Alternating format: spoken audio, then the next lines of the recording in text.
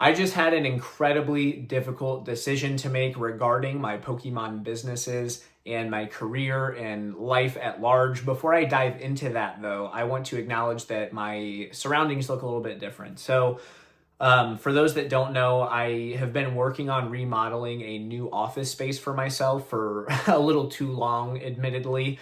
But I've essentially been, building these businesses out of an unfinished room. In the basement of my house for a long time. And so now my new office space is renovated and I have moved all of my stuff from my previous location to my new location.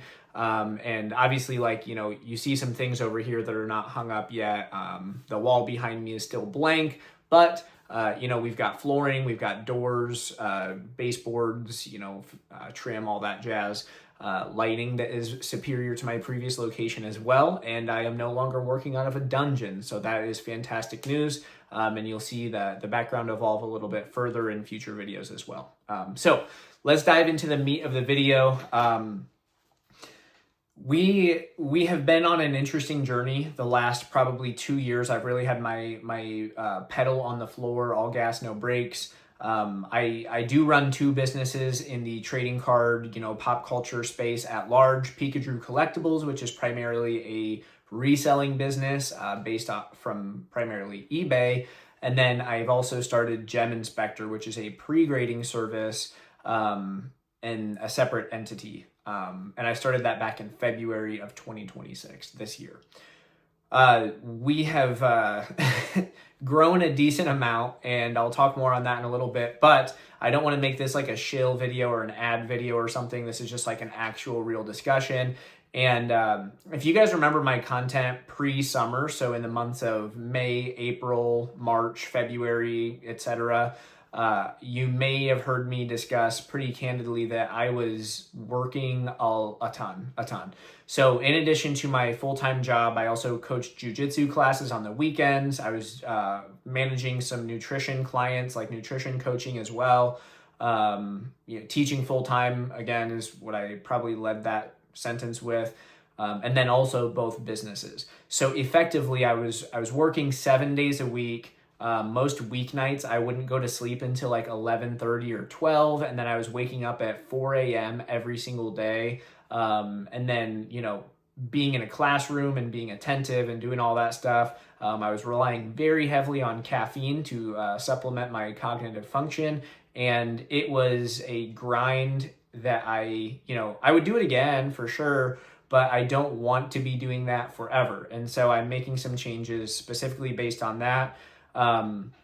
Without getting too deep into like the financials, I'll share just for information purposes. This is not like a humble brag or whatever, but it's like Gem Inspector has grown to the point of income replacement for me and my full-time job. So I've been grappling with the idea of like, do I go full-time Pokemon, or do I continue teaching longer? And my wife and I have had several discussions about it, and obviously we've got some pretty lofty financial goals that are primarily based on the core fact of being able to spend the optimal amount of time with our family. We have 2 young kids, and we're looking to have 3 or 4 total children, and I want to be a present and attentive father, and I don't want, life is full of problems, and it always will be, but I don't want money to be one of the issues that, stifles our family. And, money doesn't buy happiness, but it does allow you to pursue opportunities that you otherwise wouldn't be able to. And so I think that money can take care of a lot of issues that frequently interrupt most people's daily lives. And so part of the reason why I've been grinding so hard for this amount of time is because I don't want to have that be the case. My wife and I are both very frugal people, and we have, personal savings, and we're working hard and all that jazz. But, we're not millionaires at this time, so there's still work to be done. But I had to make the decision between just taking a leap, going into full-time, a leap and going full-time Pokemon, or continuing to teach and then manage all of this. And so I made a couple concessions, but I ultimately landed on continuing to work in the field of education this coming year. But again, I don't want to be in the situation where I'm up until midnight and then waking up 4 hours later and rinse and repeating that 7 days a week. That's just not the position that I want to put myself in. I'm unwilling to sacrifice time with my children. I don't want to sacrifice time with my spouse either, because that's the relationship that our family is built upon. So I'm sacrificing me time, right? That's where my time has been pulling from, and that's why I've only been operating on like 4 hours of sleep. So a couple changes that I made. I no longer have nutrition coaching clients, so I trimmed that branch off, and then I am making a very heavy change to the way that I'm approaching my reselling business. I have an eBay store that I've had up as high as like 1,000 listings, which isn't that many, albeit, but I am effectively shutting down my eBay store. I'm still going to be doing reselling. Pikachu Collectibles will still be a multi-six-figure revenue business. But the way that I'm going to be handling things is going to look different and feel different. So what I have right now, I have essentially sent off almost all of my slabs, so all of my graded cards from PSA, CGC, Beckett, whatever. I have consigned the lion's share of those with James at Z&G Emporium.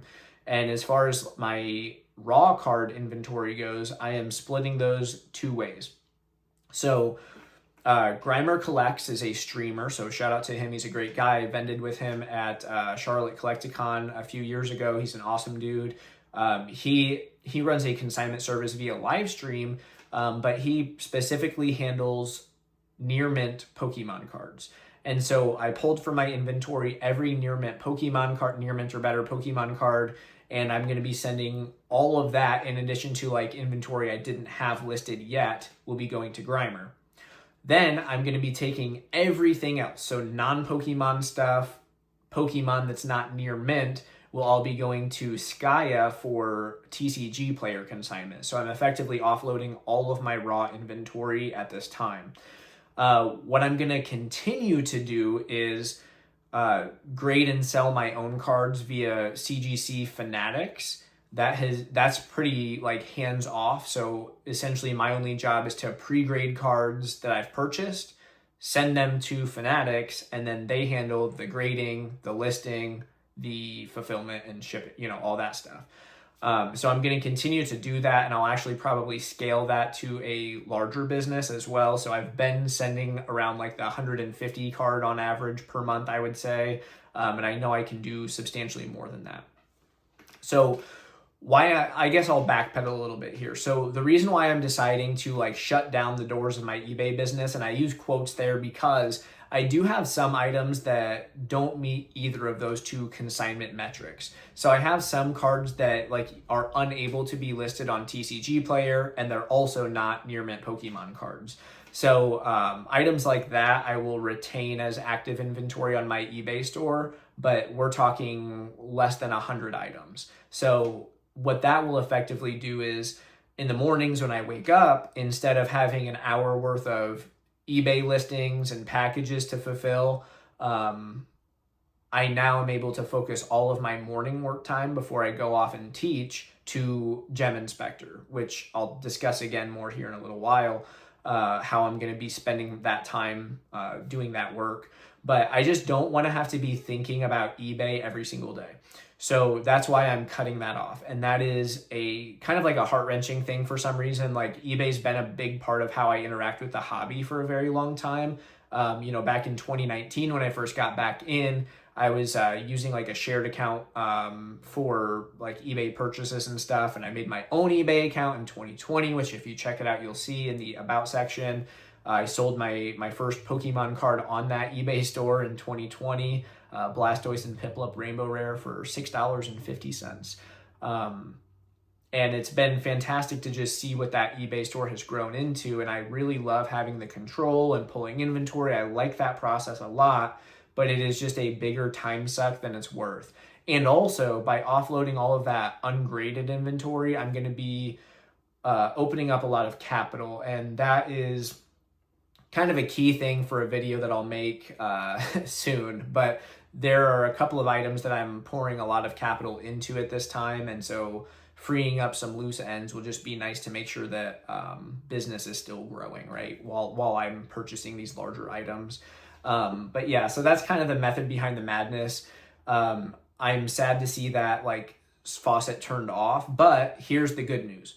I can continue to resell through the means that I just described. CGC Fanatics is a great tool that I'll be utilizing heavily because it doesn't incur a large workload for myself.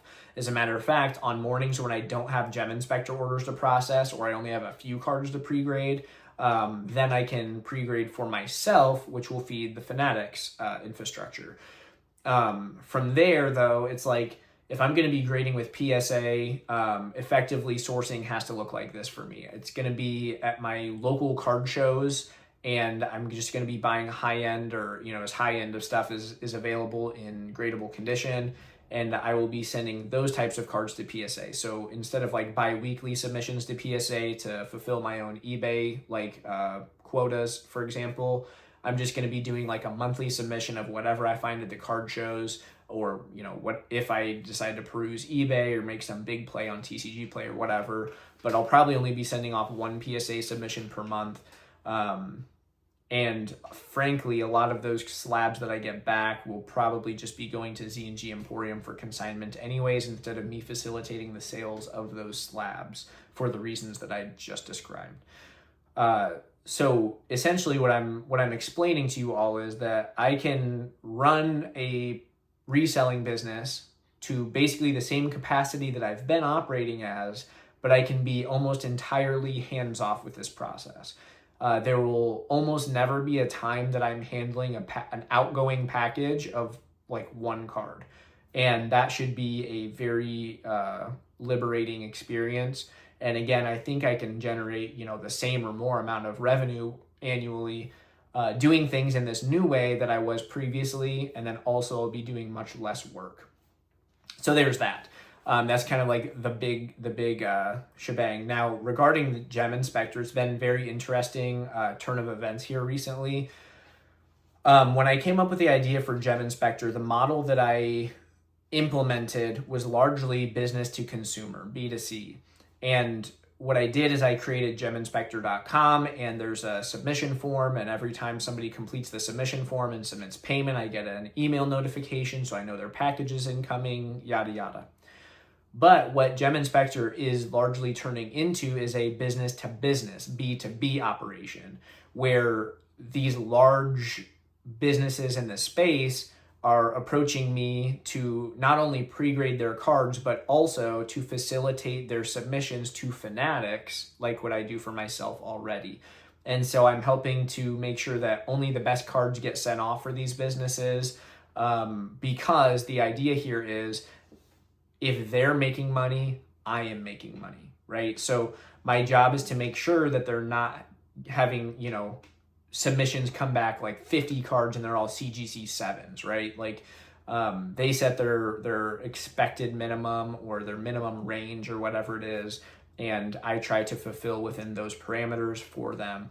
And I have, multiple businesses that I'm very fortunate to be working with at this time. And then I do have like regular, retail customers come through geminspector.com as well, on a monthly or weekly basis, whatever. And so, I'm processing a lot of other people's cards, and that's what is kind of spurring this need to get my reselling endeavors fulfilled elsewhere, because I'm handling so many other people's cards that I don't want to provide them with a suboptimal experience because I'm having to handle my own cards too. And that's kind of the biggest deal for me. Like, the more efficient and accurate, the more attentive I can be to Gem Inspector, the better results I can produce for the businesses that I'm working with and the customers that I'm working with.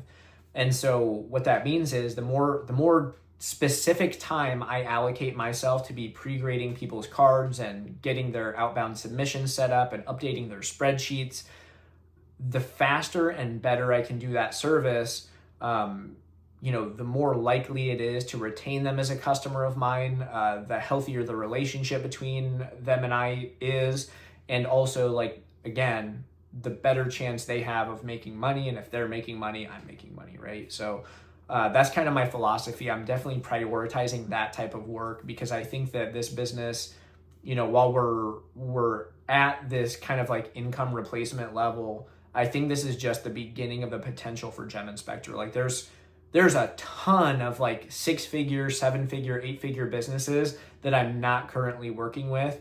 And it's either because they're unaware, they have somebody pre-grading themselves, or they're not utilizing the Fanatic service, or they're not privy to that type of operation. But it's like, I have a very specific infrastructure established so that I can handle this stuff with extreme precision. And I don't know. It's very cool to see what this has become. And I think that I need to water this flower a lot right now, and just like let it grow as big as it can.